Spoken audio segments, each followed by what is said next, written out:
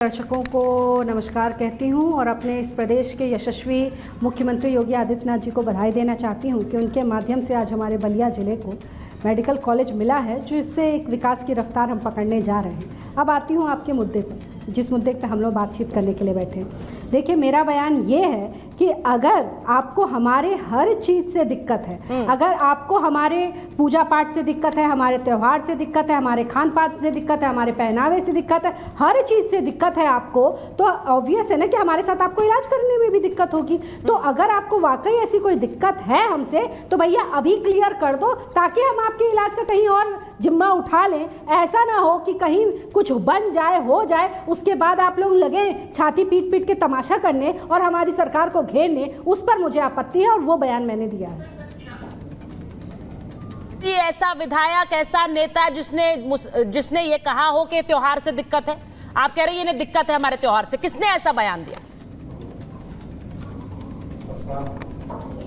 आप एक बयान खोजने को चाहेंगी, मैं आपको कई उदाहरण देने के लिए यहाँ पे तैयार हूँ। अभी एकदम ताज़ा रिसेंटली आप ले लीजिए ना, संभल के बारे में आप मुझे बताइए। इतने वर्षों से संभल में होली नहीं मनी, इससे जीता जागता आपको प्रमाण में कहाँ से ले आके दे सकती हूँ? क्यों नहीं मनी? किन लोगों ने रोका था? वो कौन ऐसे लोग हैं जिनकी रक्षा और सुरक्षा की आज ये बात चल रही है कि होली का त्यौहार आ रहा है तो रक्षा और सुरक्षा बढ़ा दी जाए? किनसे सुरक्षा की बात हो रही है? अगर कोई ऐसा मुद्दा है ही नहीं तो फिर इतनी हाय तौबा किस बात पे मची हुई है? आखिर कोई ना कोई ऐसी बात तो है, आखिर कोई ना कोई ऐसी सोच तो है जिससे हमको रक्षा की जरूरत पड़ रही है। आखिर बंगाल से लेकर उत्तर प्रदेश तक हर जगह हिंदू त्योहारों का इतना मान मर्दन हो रहा है, तभी तो उसके लिए आपत्ति दर्ज कराई जा रही है, तभी तो उसकी सुरक्षा हो रही है ना। तो ये मैं आप एक मांग रही है, मैं आपको हजारों उदाहरण दे रही हूं। पर केतकी जी मुझे एक बात, आप हजारों उदाहरण दे रही हैं, मैंने एक बयान पूछा आपसे, मैं सिर्फ ये पूछ रही हूँ कि एक विधायक, एक मंत्री का बयान कैसा होना चाहिए? वो सौहार्द बढ़ाने वाला होना चाहिए या विभाजनकारी होना चाहिए?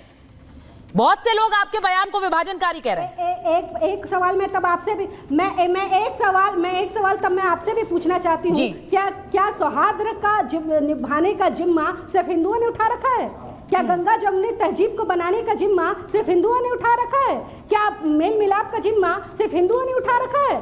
कब तक, आखिर कब तक हिंदुओं को यूं ही दबाया जाएगा? कब तक उनको उनके ही देश में त्योहार मनाने से लेकर और हर किसी चीज में सामने वाले की परमिशन लेनी पड़ेगी कि भैया आप बता दो कि आप कब से कब ठीक हो, उसके बाद हम अपनी देख लेंगे? ये कब तक होता रहेगा हिंदुस्तान में? और एक विधायक होने के नाते देखिए, मैं आपसे सिर्फ एक बात बता रही हूँ, मेरी बात सुन लीजिए केतकी जी। मैं इस डिबेट को ओपन करूं उससे पहले राजभर साहब आप ही की सरकार का हिस्सा है, उनसे आपके बयान पर रिएक्शन पूछा। उन्होंने कहा कि जब खून देने आते हैं अस्पताल में तो हिंदू मुसलमान देखते हैं, तो फिर ऐसे कैसे बढ़ जाएगा?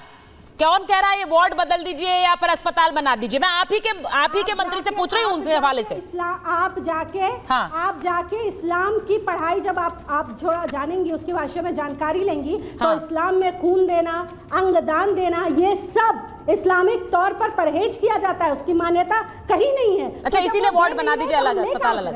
दे भी हम ही रहे हैं, हमारा ही दिया हुआ वो ले रहे हैं, लेने में उनको कोई दिक्कत नहीं, देने में दिक्कत है। लेने में कोई दिक्कत नहीं है, देने में दिक्कत है, इसीलिए तिरपाल का बना दीजिए हिजाब। आपके एक मंत्री हैं, वो कह रहे हैं तिरपाल का हिजाब बना दीजिए जिनको रंगों से दिक्कत है। नहीं, बिल्कुल। अच्छा, ये बताइए, हिजाब की पैरवी तो लोग ऐसे करते हैं कि ये नीट का पेपर चाहते हैं कि इनकी बच्चियां हिजाब पहन के दे, ITI का पेपर ये चाहते हैं IIT का कि इनकी बच्चियां हिजाब पहन के दे, हर स्कूल में हर जगह हिजाब लग जाए, ये उसकी पैरवी करते हैं ना। तो जब उसकी पैरवी ये करते हैं और इनको परहेज है रंगों से भी, तो भाई बनाने का तो एक ही तरीका है। जिस हिजाब की आप दिन रात छाती पीट के पैरवी कर रहे हैं, हम भी ये कह रहे हैं कि महिलाओं के साथ साथ आप भी पहन के आ जाओ भैया, हमको तो कोई दिक्कत नहीं। आप आओ हमारे साथ रंग खेलो तो भी हमको दिक्कत नहीं, और आप हिजाब पहनकर चलो तो भी हमको दिक्कत नहीं। हमको किसी बात में कोई दिक्कत नहीं है। आपको किसी चीज से कोई दिक्कत नहीं है। मैं एक बार जरा इस डिबेट को ओपन कर रही हूँ, जरा भाटी जी आपने सुन लिया केतकी जी को, वो क्या कह रही है।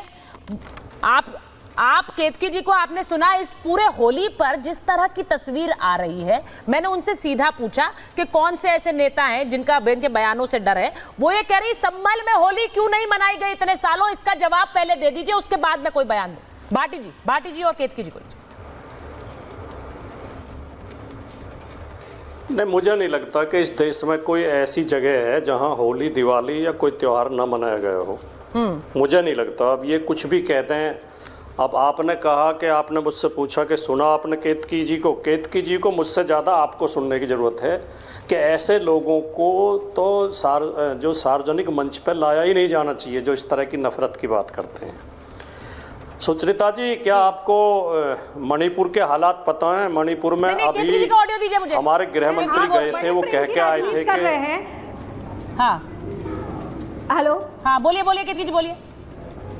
राजकुमार भाटी जी हैं, राष्ट्रीय प्रवक्ता है समाजवादी पार्टी के। वो कह रहे हैं कि आपको मंच ही नहीं देना चाहिए। नफरत फैला रहे हैं। हाँ। 500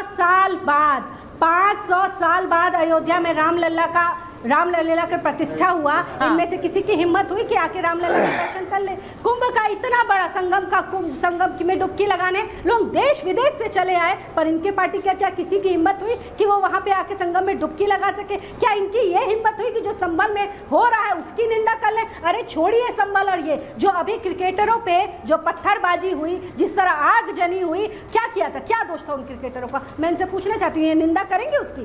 क्या दोष था उनके? ठीक है, अब भाटी जी बोलेंगे। अब भाटी जी बोलेंगे, उसके बाद में गुरु प्रकाश जी को भी स्क्रीन पर लीजिए। भाटी जी जवाब दीजिए। नहीं, पहली बात तो ये तरीका ही गलत है कि मैंने बोलना शुरू किया और इन्हें आपने ओपन कर दिया कि ये बीच में चिल्लाने लगी। कोई भी हैं ये।